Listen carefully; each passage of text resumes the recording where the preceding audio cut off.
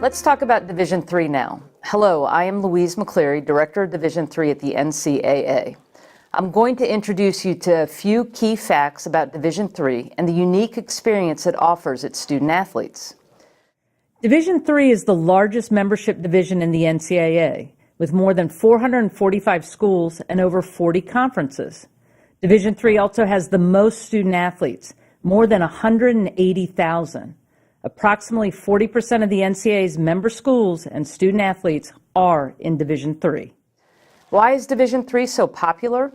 Division III athletics provides a well-rounded collegiate experience that involves a balance of rigorous academics, competitive athletics, and the opportunity to pursue the multitude of other co-curricular and extracurricular opportunities offered on Division III campuses. Division III places an emphasis on minimizing conflicts between athletics and academics, allowing student athletes to focus on their academic programs and ultimately achieve a degree. Division III limits playing and practice seasons, contests, redshirting, and out-of-season team activities to help minimize conflicts with academics. Division III offers an intense and competitive athletics environment. Division III doesn't allow athletic scholarships, so student athletes play for the love of the game without the obligation of an athletic scholarship. However, it is important to note that 3/4 of all Division III student athletes receive some form of financial aid or non-athletic scholarship.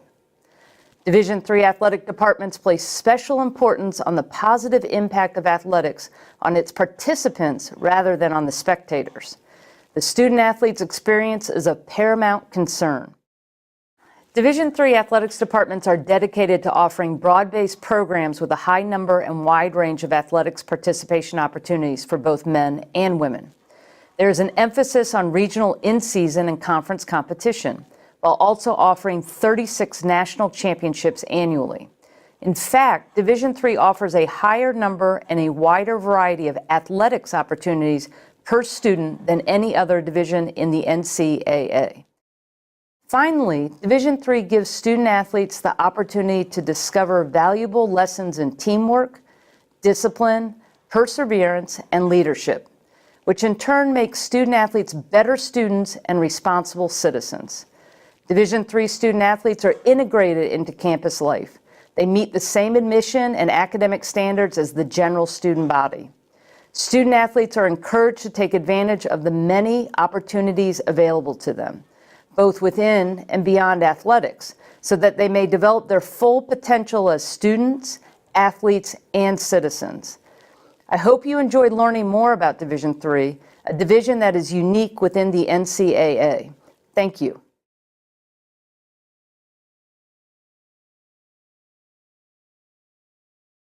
Welcome to the Summary of Regulations video breakdown. The videos in this section are designed to guide you through the summary of NCAA regulations. These are the forms that you need to complete in order to participate in Division III athletics. Each video will provide you with an overview of the NCAA rules and the highlights of that section of the forms. But remember, there is more details on the forms than what we talk about here.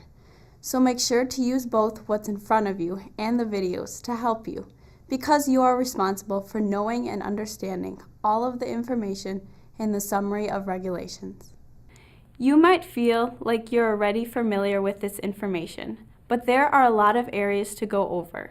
So whether you are a new student athlete or you've done this before, it's important to take your time and make sure you read everything before you sign. If there's something you don't understand, don't be afraid to ask questions to get clarity on what you're signing.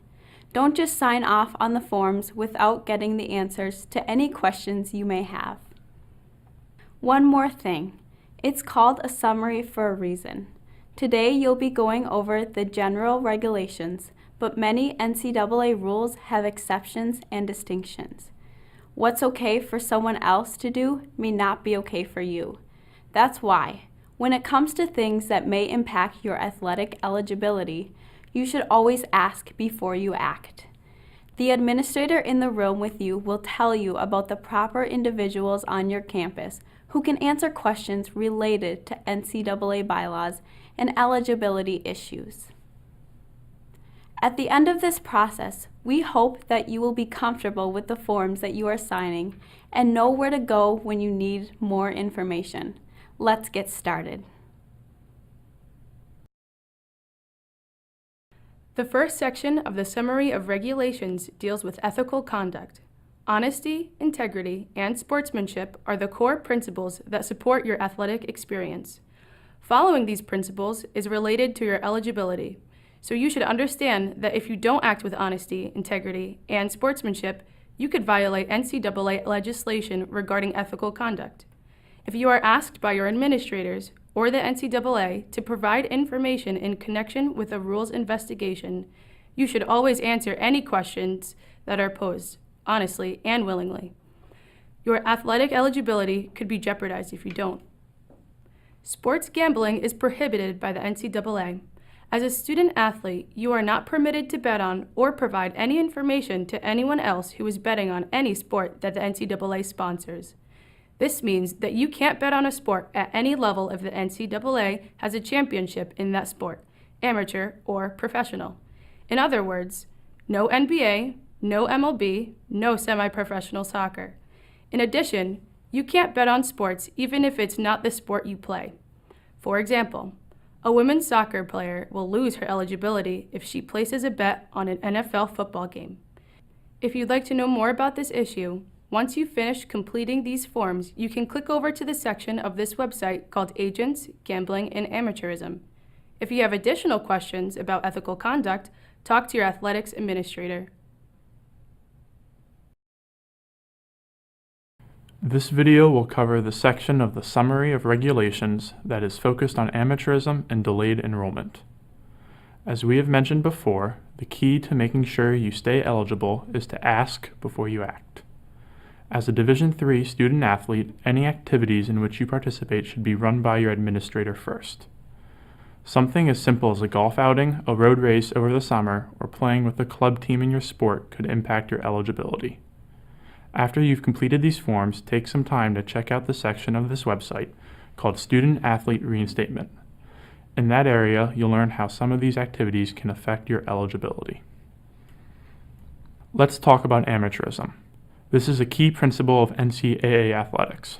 Only amateur individuals are eligible to compete in NCAA sports. Now that you're in college, you cannot accept any money for athletics participation or skill, you can't play on a professional team, and you can't promote or endorse a commercial product or service. There are very few exceptions to these rules. If you've received money or benefits for your athletics ability or have signed an agreement to get paid in the future, you might have an amateurism issue. Tell your administrator immediately. It's better to stay ahead of these potential issues on the front end instead of running into trouble later when you're already competing. Most of you probably went to high school, competed in high school or club athletics, and then enrolled in college shortly after your high school graduation. But what about someone who took a year or two off before starting college? If you delayed your collegiate enrollment or you never finished high school, you may have used a season of participation if you competed before you enrolled. In certain situations, you also might fall into this category if you attended high school outside of the United States. Read this information to get more detail on the types of competition that might trigger the use of a season. You want to make sure you truly have 4 seasons of eligibility at this point. So if you have questions, stop right here and talk to your administrator to determine whether you delayed collegiate enrollment and any effects it may have on your eligibility. The following video discusses the section of the Summary of Regulations regarding seasons of participation. In general, each student has 4 seasons of athletics in college per sport. For example, 4 seasons for soccer, 4 seasons for basketball, 4 seasons for baseball, and so on. The idea of using a season in Division III is different than in Division I and Division II, where a season is measured by competition only. In Division III, we measure by participation, which includes competition and practice. This means there is no redshirting in Division III. There are 2 ways that you can trigger using a season in Division III. First, you'll use a season if you participate in any competition, starting with your first contest, even if you only play for the first quarter or the last inning. Even 1 second of competition will count. There are a few notable exceptions here. You haven't used your season if you compete in a scrimmage or alumni game that takes place during the preseason. You also get a break from the rule if your team plays on one date of competition during the off-season, what we call the non-traditional segment. The second way to use a season is if you practice at any point after your team's first regular season's game. Practicing also counts in the non-traditional segment of your season, but in certain sports, baseball, field hockey, lacrosse, soccer, softball, and volleyball, you can practice during the off-season and not use a season of participation. Once you've triggered using your season, if you have a season-ending injury, you might be able to meet the criteria to get that season back for medical reasons. This is called a medical hardship waiver. Getting a medical hardship isn't typical, but it does happen from time to time. If you have any questions as your season progresses, make sure you talk to your administrator. This video corresponds to the section of the Summary of Regulations about financial aid. A key principle in the philosophy of Division III is that student-athletes should be integrated into the campus culture. Part of this integration includes having the same access to financial aid as the rest of the student body. For this reason, Division III does not award financial aid based on athletic leadership, ability, performance, or participation. If you are receiving financial aid from anyone other than your school or your parent or legal guardian, you must report that aid to your school. It's important for you to realize that the Division III rules apply to that financial aid as well. This means that scholarships you receive from outside organizations may not be based on athletics, and accepting one could jeopardize your eligibility. In certain very limited situations, this might be okay, but you won't know unless you talk to your administrator first. Remember, to safeguard your eligibility, always ask before you act. This video will walk you through the next section of the Summary of Regulations, which deals with academic standards. Under the Division III rules, in order to be eligible to practice and compete, you must be enrolled full-time and be in good academic standing at your school. Good academic standing is determined by your institution, so it varies from school to school. Your athletics conference may have its own academic rules in addition to the NCAA rules. You can find out by checking with your administrator. In addition, to be eligible to compete, you must be enrolled in at least 12 credits. Make sure to keep this in mind when you are adding and dropping classes. Always add the new class before you drop the old one, because once you drop below 12 credits, you are no longer eligible to compete. Even then, there are specific requirements that you must meet, so make sure you review your situation with your administrator first. Remember, always ask before you act. Please review the corresponding sections of your Summary of Regulations now. This video will discuss the section of the Summary of Regulations that pertains to some additional eligibility requirements that you should know. In the NCAA, your eligibility is made up of two parts: your time to be able to participate and your seasons, which are your opportunities to participate. Whichever of those that run out first is what ends your eligibility. We've already talked about your opportunities, so now let's focus on your time. In Division III, you have 10 full-time semesters or 15 quarters of time to use 4 seasons of eligibility. Each term you are enrolled full-time counts as one, and the summer doesn't count. If you take time off from school or you're only enrolled part-time, that won't count towards your time. If you're full-time at any point during that semester or quarter, even if it's only for one day, that will count as a full-time semester or quarter. That means that if you start out the term enrolled full-time and then you drop down to part-time, that term is still going to count as one of your 10 semesters or 15 quarters. Next, let's talk about transferring. First, you may have noticed that now that you are enrolled in college, you aren't being recruited by other schools anymore. That's because other schools are not allowed to contact you about transferring unless you have been released to talk with them. There are a couple of ways an institution can get permission to talk with you. If you are thinking about transferring to another Division III school, you can do it yourself by simply sending a self-release. This self-release gives you 30 days of privacy to talk to another institution about transferring without having to notify your current school. Complete the form, date it, and send it to the institutions where you are interested in transferring. The second way involves a situation where you are interested in transferring to a Division I or Division II school. In this instance, you can't use the self-release. you will have to see your athletics director and ask for the ability to contact other schools. He or she will be able to grant the other schools permission to talk to you about transferring. If you do decide that you want to transfer, you will typically have to sit out a year, unless you can meet certain requirements to be able to play right away at your new school. These requirements are different for each division, but you can review the transfer rules that apply when you are transferring to a Division III school in the information on the forms in front of you. One last thing to note is that you can't transfer out of trouble, either academic or athletic problems. If you are having issues at your current school, it is possible that those troubles will follow you and you won't be able to compete right away at your new school. Please review this information in the summary of regulations now. This video explains information on NCAA's drug testing policies. The NCAA has a list of banned substances. If you are tested and are found to be using one of these compounds, it may affect your eligibility. You can lose additional eligibility or even become permanently ineligible if you test positive more than once. You might also have consequences with the NCAA if you are suspended by a different sports organization. It isn't just steroids and street drugs like heroin or marijuana that are on the list, so watch out. For example, some energy drinks may make you test positive for stimulants and elevated levels of caffeine. To make sure you stay out of trouble, ask before you act. Talk to your athletic training staff before you take anything, even supplements, over-the-counter stuff, and potentially even prescriptions, just to be safe. The list of banned substances can change, so be sure to review it each academic year and always seek help from your athletic training staff. Take a few minutes now and review this information in the summary of regulations. The next area of the summary of regulations is for new student athletes only. This video will walk you through the sections on recruitment. If you are a first-year student athlete, these sections of the forms go over things that may have happened during recruiting. It is important that you read this information carefully and ask any questions that you may have, because the result could have an impact on your eligibility. As you review these sections, remember the ethical conduct rules we talked about earlier. Think about any interactions you or your parent or guardian had with athletic staff when you were being recruited, any special treatment or benefits you may have been offered or received, and any situations where you took a visit to a campus.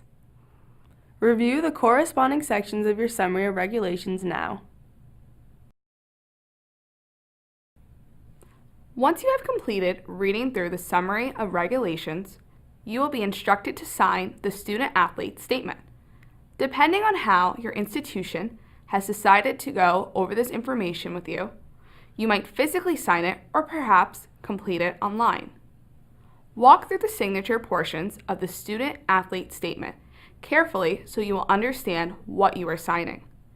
You will be given time to read the sections, sign them, and return them.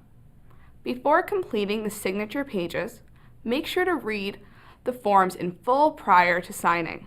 Your signature represents your knowledge and understanding of all the information in those documents. So, if you have any questions, it's important to make sure they are answered before you sign. Let's begin. In Part 1 of the student-athlete statement, you are confirming that you have read the summary of regulations and are eligible to compete. Please remember to list every sport in which you are participating at the collegiate level and list your full birth date with the day, month, and year. The second section of forms provides information about the Buckley Amendment. By signing this page, you are agreeing that when it's necessary, you will let your personal information and education records be released to your school or to the NCAA. Part 3 of the summary of regulations has two areas. The first area explains that if you test positive for a banned substance in the test administered by the NCAA or another athletics organization, you are required to report the test results to your athletics director. Your athletics director will then report this information to the NCAA. In the second part, you will be signing only 2 of the 3 sections, so please pay careful attention. You will not sign both Part A and Part B. You will sign one of these two options. Go slowly through this section to make sure you're signing the correct part. You will sign Section A if you have never tested positive for banned substances in a test administered by the NCAA or another athletics organization, like the NAIA or USOC. Please note, this section is not asking about drug tests you may have taken as part of a job. This section also does not apply to institutional drug testing results. That means if you were tested as part of your school's own drug testing program and tested positive, you can still sign A. If you were tested by the NCAA, by an international athletics organization, or by a non-NCAA athletics organization, and you tested positive, you must sign Part B. This concludes your guided tour of the Summary of Regulations and Student Athlete Statement. Please review the information in the forms carefully, complete, and sign your Student Athlete Statement. Good luck with school and have a great season.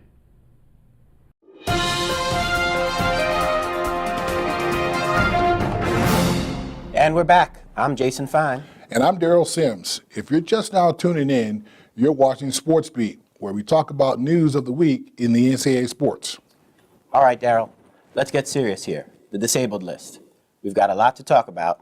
Before we start, I want to remind everyone, we all know these athletes are out of the game, but when it comes to how long they're out, this is just our opinion.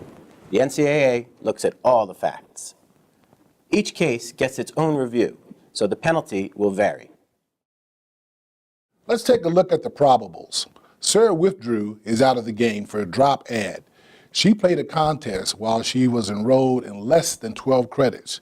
You see it all the time. She's thinking, okay, me and calculus, we're not getting along. I can relate. Yeah. She walks into the registrar's office, drops that class, big problem. She was only enrolled in 12 credits. That's a 3-credit class she dropped. So now she's under the credit minimum. Just like that, ineligible. We're listing withdrew as probable because that one could be a little easier to fix than some other violations. If Full-Time U reports it, she gets back up to 12 credits and she goes through reinstatement, she's probably good to go. Hopefully. Next up, it looks like one of the goalies at Puck College got some free gear from a local business this past Thursday. The owner wanted to congratulate him on the hockey team's win last week. The college reported what happened right away. The coach has already made him return the freebies, and the student athlete is making a donation to his favorite charity. If the gear isn't too expensive, I think he'll be back on the ice pretty quickly. Exactly. You've got to know how much the free stuff was worth before you know for sure. Yep. If the total value is over $1,000, he's going to have to go through reinstatement, in addition to making that donation before he's eligible again. Guaranteed. Well, that's it for the probables. Now, questionable status, Daryl. Let's take a look at these. A freshman lacrosse student athlete from State University went home over spring break and played on his hometown league's team. Now he's ineligible. Can't do it. Nope. Can't do it. You feel bad.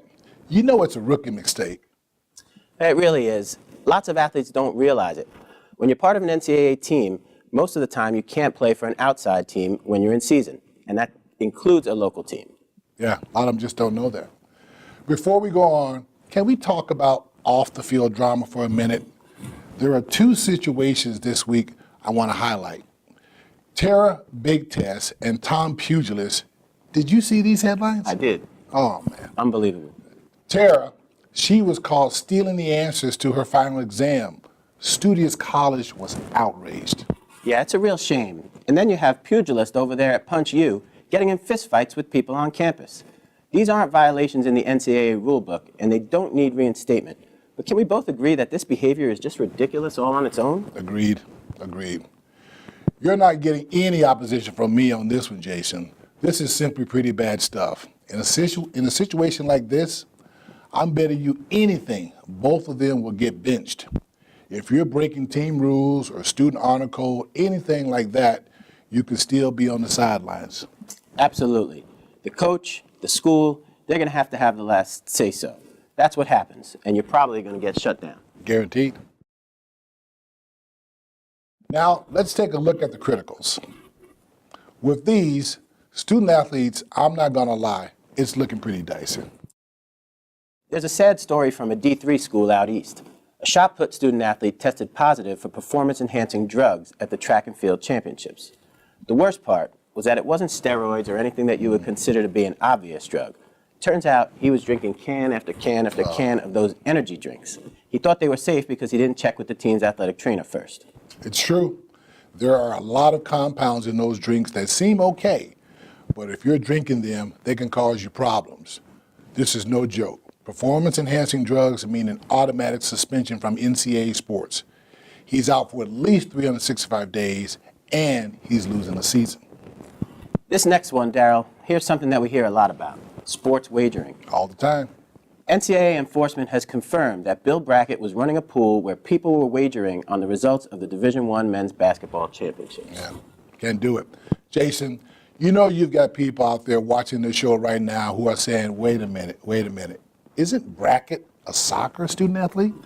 Yes, he is, but it doesn't matter. Student athletes are forbidden from wagering on any sport the NCAA sponsors, even if the student doesn't play that sport. That's right. The NCAA takes this very seriously. That's why I'm putting him on the critical list.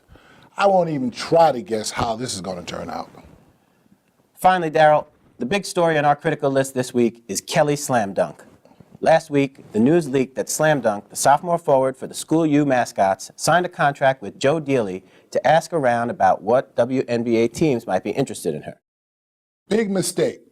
In this situation, what you've got to remember is this is the NCAA. This is collegiate, amateur sport.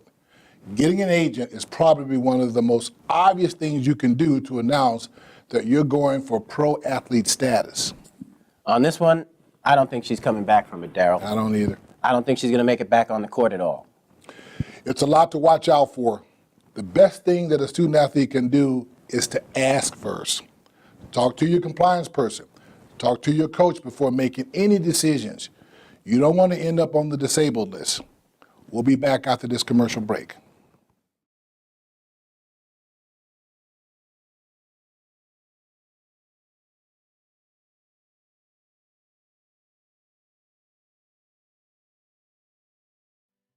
So what is the NCAA, and where do you fit into it as a Division III student athlete? You might be surprised to find out that your voice matters. When I first arrived on campus, I thought the NCAA was just an office that organized the championships and made the rules we had to follow. But I've learned the NCAA is 3 divisions of over 1,100 colleges, universities, and conferences, and 460,000 student athletes. So in reality, the NCAA is all of us, especially the student athletes. That's why it's so important that you know your voice matters. Division III is the largest of the 3 NCAA divisions, with 450 schools and 183,000 student athletes. It's the mission of Division III to have an environment where athletics are an integral part of the educational experience. So who makes decisions in Division III to help us stay in line with this philosophy? Well, the Division III governance structure is made up of several committees that create legislation, organize championships, manage the finances, and oversee all other aspects of the division. Student-athlete representatives play a huge role on almost every single committee, ensuring that our voice is a part of the decision-making process. By having student-athlete representation on these committees, Division III is making it clear that your voice matters. We get it. It's easy to say your voice matters on these committees, in Division III and the NCAA. But I'm sure you're thinking, if my voice matters, how is it heard? Well, let us show you how the flow of information works and how you can get involved. First, let's talk about the Student Athlete Advisory Committee, or SAC. SAC is a group of student athletes who come together and enhance the total experience by promoting opportunity, protecting student athlete welfare, and fostering a positive image while maintaining the tenets of the Division III philosophy. SAC exists at 3 different levels: campus, conference, and national. A campus SAC is meant to serve student athletes on the local level. In other words, the issues or concerns on a specific campus. During their regular meetings, campus SACs discuss issues that affect student athletes at the conference and national levels, as well as organize or assist in the planning of community service events and serve as leaders for the entire campus community. Conference SACs are typically made up of members from each school in a conference and meet around 2 times per year. At Conference SAC meetings, student athletes can voice their opinions on potential legislation, discuss broader student-athlete well-being issues affecting the conference, and organize conference community service initiatives. Finally, Division III National SAC is comprised of 22 student athletes, each representing their own conference as well as a partner conference. After collecting feedback from institutions and conferences, National SAC members represent student athletes on the floor at the NCAA convention, where rules are voted on by the Division III membership. National SAC also champions other initiatives like the You Can Play project, the It's On Us campaign, and the Division III Special Olympics partnership. Essentially, the communication cycle goes from campus SAC to conference SAC to national SAC and back.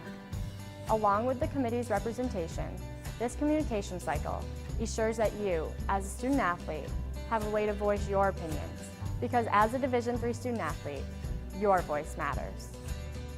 The student athlete voice isn't just important, it is essential to the success of Division III and the NCAA. Division III student athletes have had a voice dating back to the creation of the division, and that voice is as important as ever today. Each one of you has the potential to make a difference. Make sure your voice is heard by getting involved, whether it is with the SAC at the campus, conference, or national level, at practice with your teammates and coaches, in the athletics department with your administrators, in the classroom with your peers and faculty, and in the community. Congratulations on being a Division III student athlete, and remember, your voice matters.